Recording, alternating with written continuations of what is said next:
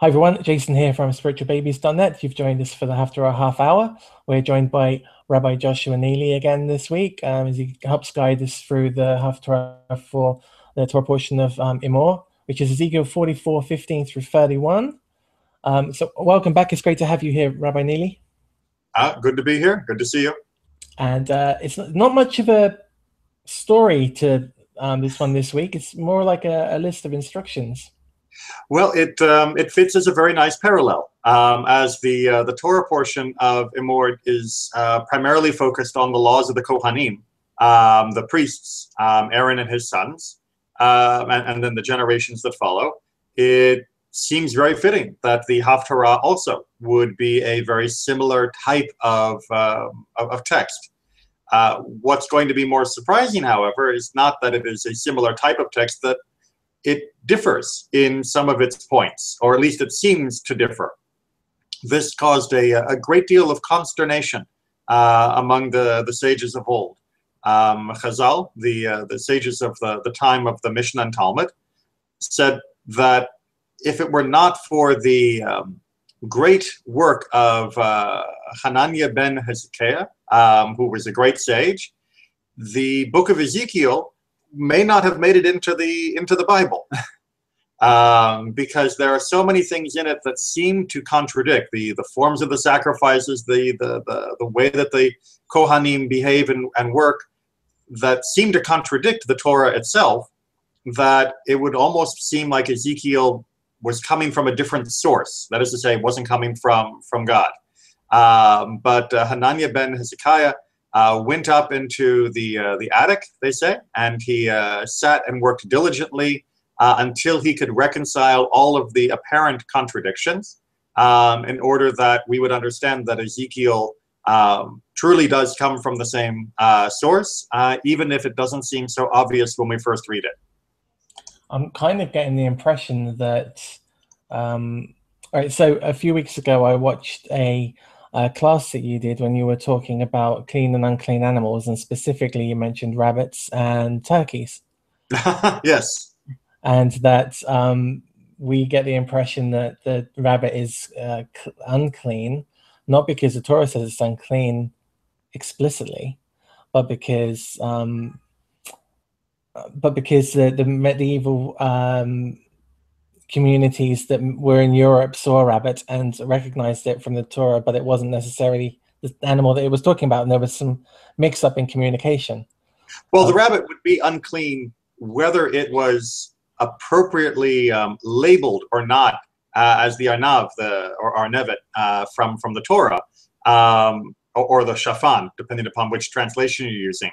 The rabbit definitely doesn't chew its cud and doesn't have a cloven hoof.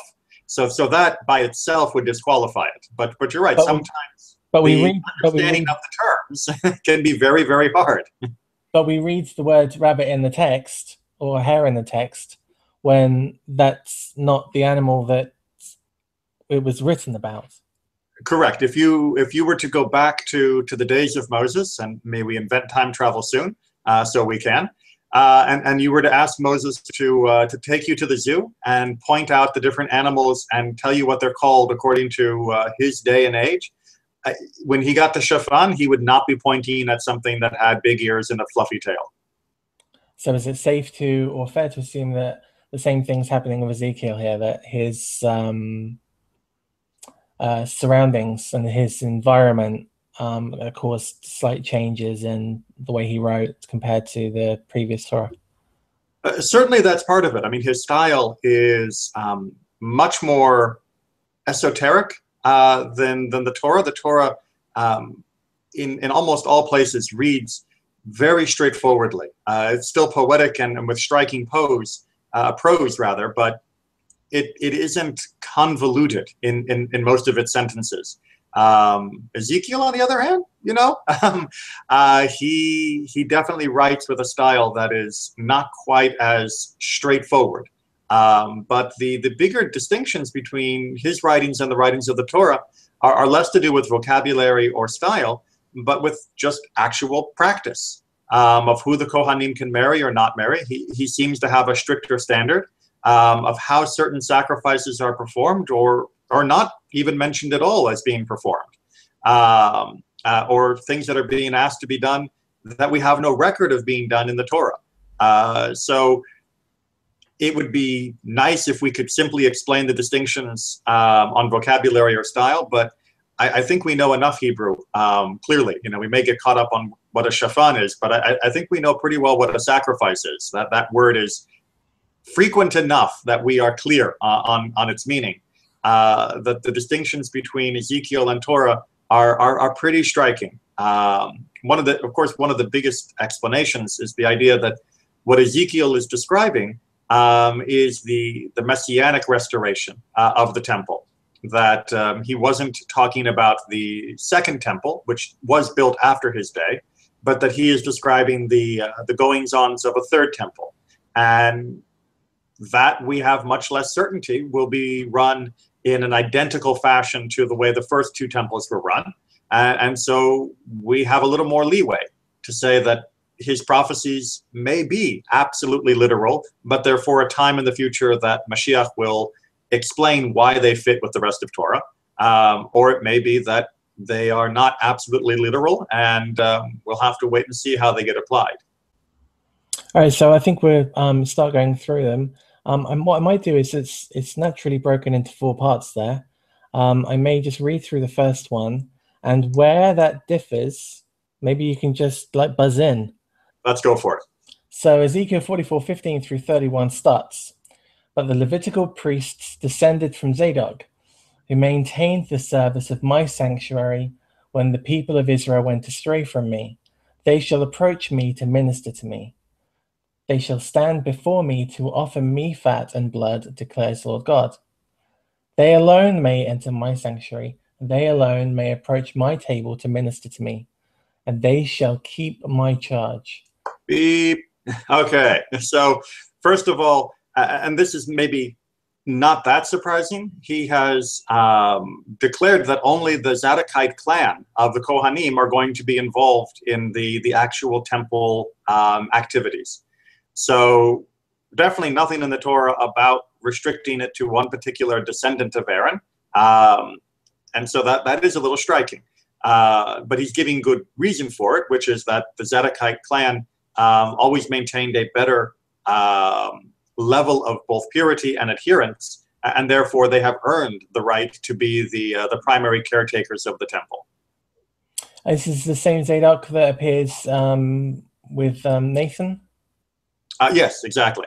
And when they enter the gates of the inner court, they shall wear linen vestments, and they shall have nothing woolen upon them when they minister inside the gates of the inner court. Now that's new, isn't it? Wasn't there a mixed fabric that made up the priestly garments? Absolutely. It was linen and wool mix that was required for certain of the priestly garments, what's called shatnez for the rest of us, which is forbidden to be worn. But here it's going to be linen and linen alone. And they shall have linen turbans on their heads and linen breeches on their loins, and they shall not gird themselves with anything that causes sweat. Well, that sounds like it makes perfect sense. Well, it does and it doesn't. I mean, what does it mean to not wear something that causes sweat? I mean, they have to have, microfiber, moisture wicking, Under Armour clothes. How do you not cause sweat unless you're going to be, naked? Every bit of clothing is going to cause some amount of, condensing of heat and perspiration.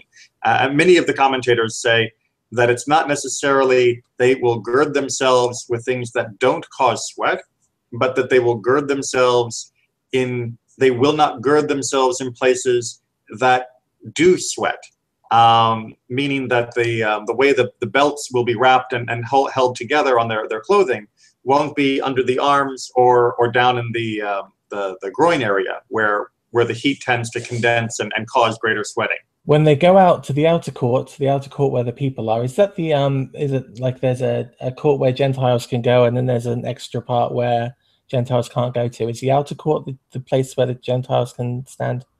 It's the courtyard, I'm missing my whiteboard. I love my illustrations. So, you have the temple itself, and then there is a sort of walled area around it, and then outside there is another larger courtyard where the regular Israelites can go. And that's the courtyard that's being discussed here. It's the ring immediately outside of the temple precincts. Okay, out court where the other people were. They shall remove the vestments in which they minister and shall deposit them in the sacred chambers, and they shall put on other garments, lest they make the people consecrated by contact with their vestments. So it's saying that you should take off your holy clothes. What it does is make something consecrated. And consecrated means that they will be limited then to only use for the temple. And that would be rather problematic because A, it may not be fit otherwise for use in the temple. And so now you have something that can't be used in the temple or in mundane things. Or B, you simply are now transforming a whole bunch of objects into things that are sanctified and therefore taking them away from the normal use that they would have. So it's not a question of purity here. It's a question of holiness. Something that comes into contact with that which is sacred is elevated to sacred status and therefore can no longer be used for something else. And that's what's trying to be avoided here. It's like the Midas touch. But it is indeed. It's a good analogy. They shall neither shave their heads nor let their hair go untrimmed. They shall keep their hair trimmed. It's great, isn't it? Like, not too much, not too little. Just, it's a Goldilocks complex. Although, again, why is Ezekiel bothering to point out that they can't shave their heads? We already know that we're not allowed to shave our heads. But for whatever reason, he seemed to think that was important to reemphasize. No priest shall drink wine when he enters into the inner court. They shall not marry widows or divorced women. They shall marry only virgins of the stock of the house of Israel, or widows who are the widows of priests. That looks like that's an extra little clause there too. Well, in particular, the idea that they can only marry virgins is something that is reserved only for the Kohen Gadol, the high priest. But here it seems to be extended to the entirety of the Kohanim. I thought priests, although not able to marry divorced women, I thought they could marry widows. They can, according to the Torah. And here, though, it's widows only if they are widows of Kohanim. Now you know why Hananiah had to spend so long up in the attic trying to reconcile this. They shall declare to my people what is sacred and what is profane, and inform them what is clean and what is unclean. I see. If I was listening to Ezekiel in real time, and I was a religious person, I'd have a real big problem with that because I've already been told what's sacred and what is profane, what's clean and unclean. I've got a Torah that can explain that perfectly well. So yes and no. One of my favorite answers. We have a Torah which lays out the rules of what is as a category, clean or unclean, what is a category, what is sacred or profane. But the Torah is not it's not a tricorder, from Star Trek. You can't use it to scan a particular object to know whether or not that object is clean or unclean or sacred or profane. You need a judge to give a determination on that individual object. So, we may know that a cow is kosher, and therefore is clean, but I don't know if that cow is clean once it's been slaughtered until someone who has thoroughly studied the laws of shechita, of slaughter, and of the examination of the internal organs has made a pronouncement. So indeed, the Torah teaches that. The Torah teaches us what it is, but it is the judges and in this case, he's reserving it for the Kohanim who make the declarations and the application of that law. And that's what's being described here. 24. In lawsuits too, it is they who shall act as judges. They shall decide them in accordance with my rules. They shall preserve my teachings and my laws regarding all my fixed occasions. That means feasts, right? The Moedim. Exactly, the Moedim, exactly. And they shall maintain the sanctity of my Sabbaths. A priest shall not defile himself by entering a house where there is a dead person. He shall defile himself only for father or mother, son or daughter, brother or unmarried sister, after he has become clean, 7 days shall be counted off for him. And on the day when he re-enters the inner court of the sanctuary to minister in the sanctuary, he shall present his sin offering, declares the Lord God. There's a lot of this actually. That I'm kind of reminded of the last two actual Torah portions. Well, actually, from 2 or 3 weeks ago when we were talking about the law for the leper, and when he was sent outside the camp, he'd have to come back and he'd bring an offering to the sanctuary as well, and there was a certain amount of cleaning, and but he was to shave his head. I think that's the only difference I can see at the moment. Yes, no, that is a big difference, and there was more to the ritual in terms of the blood being put on the ear and the thumb and the toe. So I mean, there are definite distinctions, but the overall pattern of a purification ritual is broadly similar. One thing to point out is that the stricture on not going to defile oneself for the dead, that is to say, not attending a funeral in a cemetery or being in the same room with the deceased. Except for those special categories, the immediate circle of relatives, is still applicable to this day for Kohanim. So that may sound like something that was only in effect 2,000 years ago, but Kohanim still maintain that separation. And for people that maybe haven't gone that far yet, the unmarried sister, if that was a married sister, then she'd come under I always look at it like umbrellas. So the head of the household holds its umbrella, and you have then your family comes under that umbrella. And in this instance, it says a brother or an unmarried sister, because a married sister would be under the husband's father's umbrella. Is that the way it would work? That's why she's not included anymore. Right. I think an umbrella is a good way of describing it. I would only tack on the word responsibility, an umbrella of responsibility, that what was being given here was not permission, but was a responsibility that if one of these immediate family members has died, then chances are you are going to be a primary preparer of them for burial. And therefore, if you don't do it, who else would? This is your obligation because they are your immediate family. And the sister who has married, then that primary obligation is going to fall to her husband. And therefore, it is not you're not the primary person who is now obligated for it. And therefore, your Kohanim duties take precedent. This shall be their portion, for I am their portion, and no holding shall be given them in Israel, for I am their holding. It's referencing that so there's a tradition of the Kohanim kind of are floating above real estate. So I mean, they got the land around the cities of refuge, and they get the portion from the portion from the sacrifices. But there's never seems to be you can be a Kohanim and a jeweler. With it just seems that they're reliant, if you like, on what's given to them. Well, I mean, certainly they can work at other crafts because not every Kohen was actively involved in the temple sacrifices on a daily basis. And certainly by the times of the Second Temple and during the days of the sages, they talk about having an entire rota of Kohanim that would come for their turn at the temple. And then the rest of the year they would be a Kohen locally, but they would not be doing the sacrificial service. They would still be supported by the local gifts, what's called truma, from the other people, but they would have to be somewhat gainfully employed in other ways. But it wouldn't be through the primary form of land possession, which was what everyone else was involved in.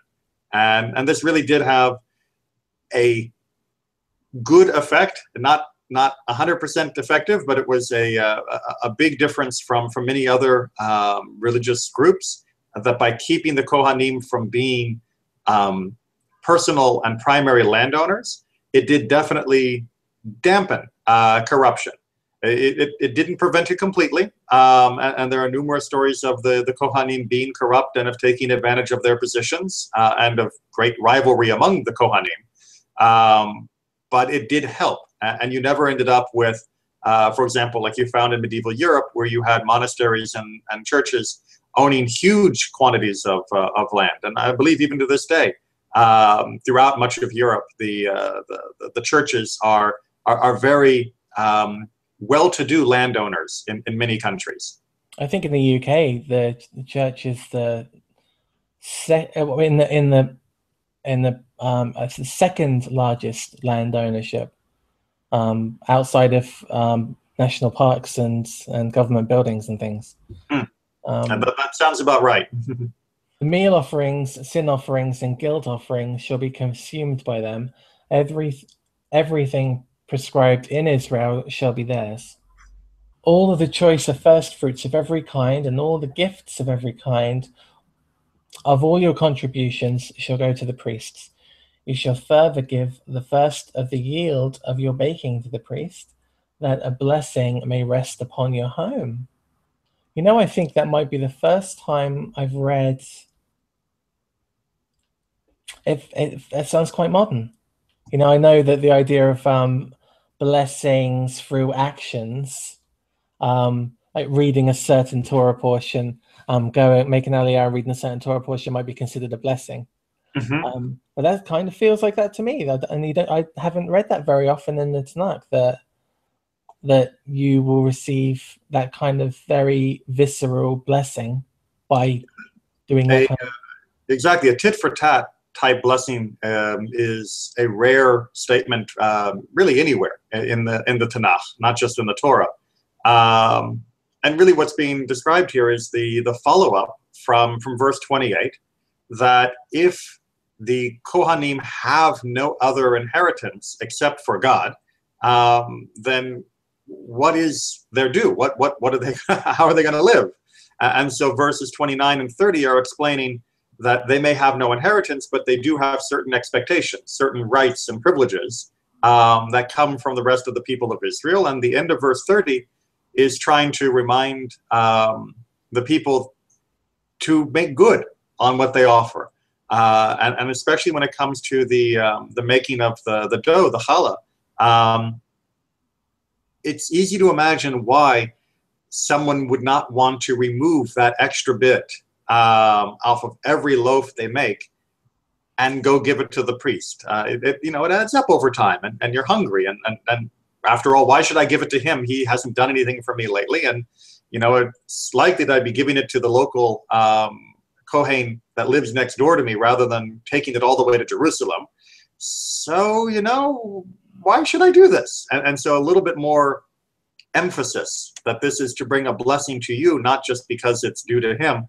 It sometimes is a good motivator.